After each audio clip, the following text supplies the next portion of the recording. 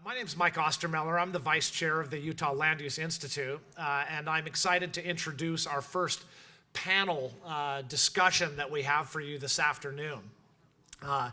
We've seen an issue boiling over the last several years in our legislature, and I think this last year it sort of came to a head with a bill that really prior to the legislative session nobody saw coming. And that was this idea that the state legislature would step in and create a complete separate land use authority called the Inland Port Board Authority. And in effect, say to Salt Lake City, we know this property is in Salt Lake. We know you are the traditional land use authority for this property, but either it's not being developed in the way that we think it should be, or we have little to no faith or confidence in your ability to develop it the way we think it should be developed, but we're going to take it over. And as a state, we're now going to handle this, and we're going to oversee the creation of this authority and its subsequent development over the next 15, 20, 25, or even 30 years. And so this sort of begs the question, I think, that we're going to try to tackle over the next hour and a half or so, and that is, at what point should or does or ought the state to be involved with what have historically or traditionally been considered local land use authority and what we like to call local control? And this is a really interesting conversation, and frankly, as a lobbyist who represents a lot of different private property interests, this is a conversation that we've been having at the legislature for a long, long time. Because if any of you work for a city or are a mayor or a city council member and you're here in that capacity, you might be, as we're speaking right now, chomping at the bit and wishing you had a microphone and you could stand up and say, don't we believe in local control? Local municipalities are elected, and the elected officials hire us as staff to do one thing, and that is to plan our city. And if we're doing it wrong, then we answer to the voters and we should be kicked out. And my favorite argument that comes up all the time from local elected officials on this subject is they say, the delicious irony in the state legislature involving themselves or intruding into what we believe is a local control issue is that our legislature, even more than many states, preach constantly against the federal government doing the exact same thing to them, right? You hear our legislature say, we believe in federalism. We believe that the federal government should stay out of the state's business and they should allow us to be a state and to run our state in the way we see fit. And many of my friends in local government say the same logic, the same philosophy ought to apply to us as a local government. And so maybe it should and maybe it shouldn't. But by the way, as we've had that conversation hundreds of times with legislators, what I've heard over and over and over and over from many of our legislators is we believe in local control. However, there are some issues that, even though they seem to be a local issue, have such large transcending impact so as to say that these issues, for good or for bad, will impact and affect the entire state of Utah, which we as a legislature are responsible for. And so there are times when, as a legislature, we're going to go to a municipality who are legally, at least according to statutory construct, and Cameron might disagree with me, but arguably according to constitutional construct, a political subdivision, or put another way, a creation of the state of Utah. There are times where the state needs to step in and assert itself and say, we believe this is a statewide issue that has statewide ramifications, and so we're going to choose to be involved. And I would submit that from the legislators' perspectives, that's exactly what happened with the creation of the Inland Port this last year.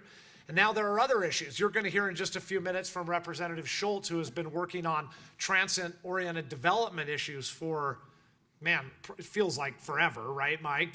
But in earnest for the last few years.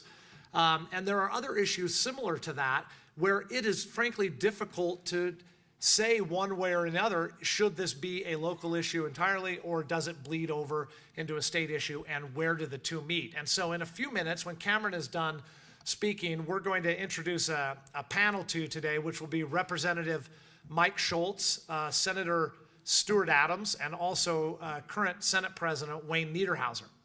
And what we're excited about is that here you have three individuals who are all experienced, savvy, grizzled veteran legislators who have been around the block hundreds of times and who really are a big deal at our state capitol in terms of crafting public policy in land use and out of land use. But aside from that, in their real lives, all three of these legislators are land developers.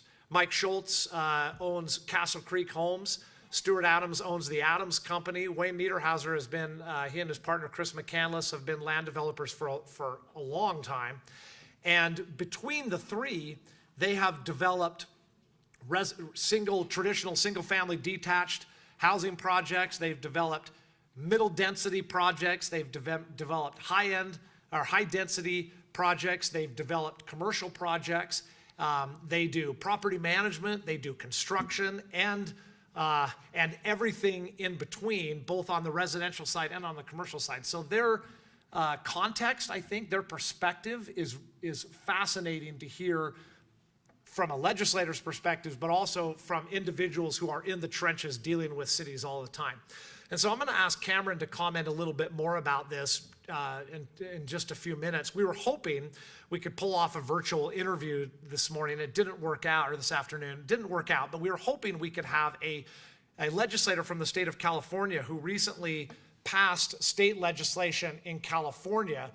In essence, and I'll let Cameron speak to you a little bit about the city's perspective on this bill and give you some more of the details. But in essence, this bill, in case you haven't heard about it or haven't read it yet, you should, because it's a fascinating study in exactly what we're talking about now. But in essence, this was the legislature for the state of California saying, for whatever reason, we don't think that local governments have done enough to curb what has become a crisis in affordable and attainable housing throughout the state of California. And we think that city councils, because of political concerns and because of their philosophical bent, have refused to zone adequate density and to allow for a diversified housing stock. And so because of that, it's exacerbated what we already had in terms of an affordable housing problem, and we've got to do something about it. And so the California legislature did. And they passed a bill which in effect creates benchmarks for cities in terms of what they're zoning and what they're allowing. And they've said, if you don't meet these benchmarks, then you can be fined, and you can, as a city, have to pay a fine to the state of California. And if you still don't meet the benchmarks, you can be fined again. And if you still don't meet the benchmarks, then we as a state have the right to step in and become the land use authority for your municipality and make actual land use decisions for your city. And so, like it or hate it, that bill really does, I think, captures the essence of the exact friction that we're talking about and goes a long way to illustrate this discussion. And so with that introduction, let me turn the time over to my good friend Cameron Deal, who is the president and CEO of the League of Cities and Towns. We're going to ask Cameron to speak for a few minutes, and hopefully about the time he's wrapping up, President Niederhauser will be here, and then we'll ask Mike and Stuart and Wayne to come forward, and we'll introduce them again and get going. So Cameron. Good afternoon, everyone. It's a privilege to be here. Craig, thank you very much for the invitation, and Mike, thank you for your introductory comments. And I'm glad you referenced me as your friend, because the feeling is mutual. And the good news about Utah and those of you who work at the Capitol can live up to this. It's a high-intensity environment. It's a high-stakes environment. But the good news is that, unlike other parts of the country, we're still very civil, and even when we disagree. So thank you for that, Mike. As you mentioned, I'm the director of the Utah League of Cities and Towns, and those of you who are city employees, hopefully are all familiar with the League, and those of you who are legislators, for better or for worse, are familiar with the League. The League represents all 248 cities and towns in the state. And you may have noticed, for those of you who've heard me give this spiel for a while, that it's no longer 247, it's now 248. And the reason, any guesses why we're now 248? Going once, going twice. Nail, of course Bruce got it correct. The town of Bluff Incorporated. So congratulations, Bruce. The reason I reference the town of Bluff is the state did not create Bluff. The residents of Bluff under state law, incorporated as a town. And the reason that they incorporated as a municipality was first and foremost to control their destiny and to plan for the future of their community. That is why Bluff, even in August of 2018, incorporated. That's why cities dating back to 1851 incorporated. That's why more than 50 cities and towns around the state actually predate statehood. And that's why you've seen cities and towns incorporate. The biggest city that's incorporated recently was the city of Mill Creek, which, like Bluff, is a historic pioneer community. But the residents voted to incorporate. Why? Because they were concerned about the future of their community, they were concerned about the land use, they were concerned about the planning, and they wanted a greater local say. Mike used the term local control. And this may be heresy, but I actually hate that term. And the reason I hate that term is so much of the focus is on the word control.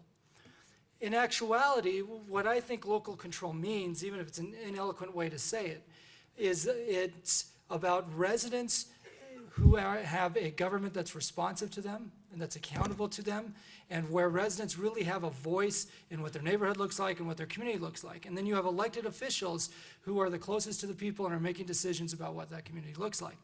I mentioned the league represents 248 cities and towns, but in reality, what we actually represent are the 1,380 mayors and council members around the state. Mayors and council members who are elected by their neighbors to make decisions of what their neighborhood is going to look like and what their community is going to look like. So setting aside the term of local control, there's really kind of a threefold objective for each city and really for the league. The league is governed by a board of directors. So I'm the director, but I'm responsive to a board of directors which consists of 20 elected officials, mayors and council members, and a city manager, so a board of 21. And that board has been really trying to figure out what is the role between local government and state government. And Mike, that's why we're here, right? We're having this discussion. And there's really kind of a threefold approach to it. First and foremost is one of respect. There is certain roles that local government has. Those are roles that we've traditionally have exercised. There are roles that the state traditionally has. There are roles for the general public and property owners. And so making sure that we respect all of the roles of each of the individual entities. The second piece, and this builds off of that respect, if we start from a baseline of mutual respect, then you build into collaboration. So how do cities collaborate with each other? And for better or for worse, sometimes that doesn't always happen, but how do cities better collaborate with each other? How do cities collaborate with counties? That's kind of a dirty word for me. I don't like using the word counties, so anybody here from counties, I get that you're local government, but you're not cities, and cities are awesome. So setting that aside, how do cities collaborate with counties? How do cities and state leaders collaborate with each other? And then the third piece of it is, why are we collaborating in the first place? Well, it's because there are mutually desired outcomes. It doesn't matter if you are the governor or if you're the new mayor of Bluff. You're concerned about the future of the state. It doesn't matter if you're a state lawmaker and you're Senator Hilliard, who's been at the Capitol for as long as I've been alive, or if you're going to be newly elected in 2 weeks. Why do you run for the legislature? You run because you're concerned about what the future is going to look like. And it's the same thing for mayors and council members.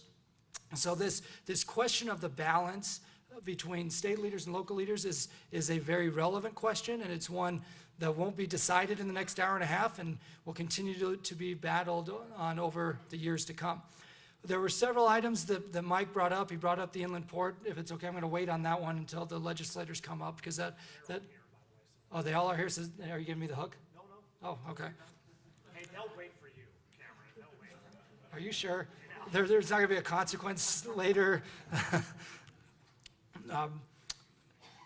So let me just quickly touch on the housing piece, because you mentioned the California housing bill, because I think it's important to have an understanding of what led the California Assembly to act, how that's different from Utah, and why it's so disconcerting to local governments in California as well as here. So I'll just take a couple minutes to articulate that piece of it.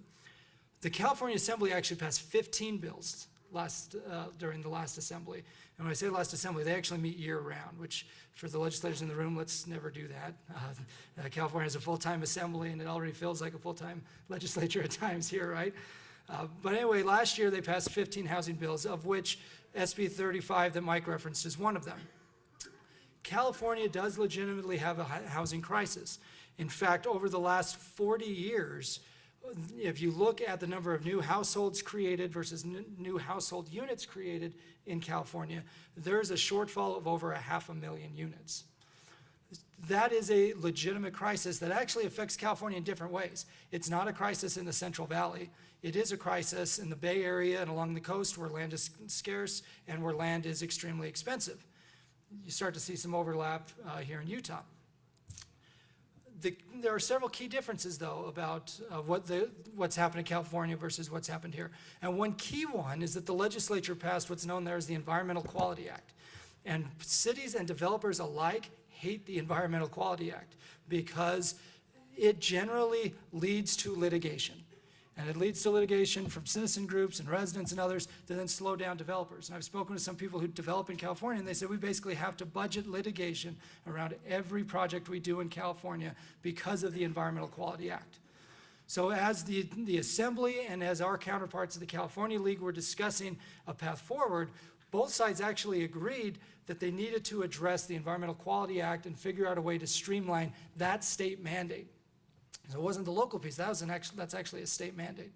And SB 35 was one of the bills that addressed that streamlining piece. The other piece, though, that's problematic for cities is this concept of benchmarks that Mike indicated. The way it works now under SB 35 in California is every city is required to have an assessment, the benchmark, of a certain number of units that must be developed within your city.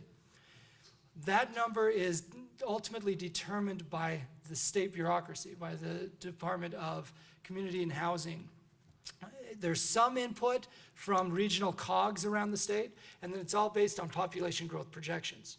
So each city essentially gets this number assigned to them, and it doesn't matter if you have vacant land or not. You still get a number assigned to you. So what does this mean actually in practice in California? Now, the bill's only been out there for a year. When I spoke with my counterpart in California, he's only aware of 2, maybe 3 projects that have utilized it so far, but expects more to come.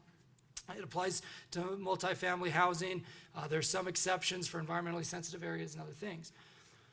But really, there's a link of causation that does not exist under the California law. The Assembly says, cities, I'm going to pick on Murray City because they're sitting up front and that's my hometown. Murray, here's your arbitrary benchmark. You have to meet it. Well, does Murray City produce housing? No, Murray City doesn't produce housing. What you do is you plan your community, you zone for your community, but then there's this number assigned to you and the city doesn't actually produce housing. So I'm gonna reference a quote from one of my favorite people in this room where he says, the private sector builds your general plan. Okay, cities do your general plan and then the private sector builds it. What happens when the private sector doesn't build the plan? And in California, what happens is the city gets punished. And the city gets punished through the fines that Mike indicated, and by losing the authority to review any sort of housing project that comes before the city. So if the city is found to not be in compliance with SB 35, even if they have planned accordingly and it's a priority in the city and they have the housing element as part of their general plan, and for whatever reason the private sector just has not produced the housing, the city gets punished, and they get punished financially, and they get punished by losing their legal authority. Should the city be punished for something that is outside of their control? That is the underlying policy question around SB 35 and why cities were really frustrated with what SB 35 was trying to do. Now, there are plenty of reasons why housing would not be produced in California or in Utah. The Gardner Policy Institute, for example, released this report. If you haven't read it, I highly recommend it. It highlights a variety of reasons for the housing gap here in Utah. It articulates that we have a housing gap of units versus new households formed between 2011 and 2017. But it also articulates a bunch of reasons that are outside of city control that have led to those increases in housing costs over the last 10 years or so. It goes actually back 25 years, but in particular over the last 10 years. It looks at the increased value of land, which then leads to increased land prices. The report identifies all of the material costs that have increased, the fact that there are fewer people in the labor industry and construction industry today than there were 10 years ago, and that's provided a pinch on the housing market in Utah. Does SB 35, does that bill in California actually address any of the costs of those inputs, whether they're in California or in Utah? One key piece in SB 35, and this was how the assembly there was trying to balance competing public policy questions, is they said housing prices have gone up faster than wages in California. So as part of this balance, we're going to require that in order to qualify for SB 35 streamlining, the developer must use union labor or must pay a prevailing wage. And so that way, city may lose some authority, but you have to pay the prevailing wage. You also have to have inclusionary housing, and so a portion of the development between 10 and 50% must be restricted as affordable. Those are part of the policy considerations that the California Assembly discussed. I'm happy to go into further detail as part of this panel or elsewhere about some of the concerns we have about SB 35 and the overall concept. Recognizing that local government understands that we need to plan for the future. Local government understands that we need to have adequate housing at all income levels. When we should be held accountable for the things that are in our control. We don't think SB 35 has the right causation of accountability to what cities can actually control and what cities can actually do.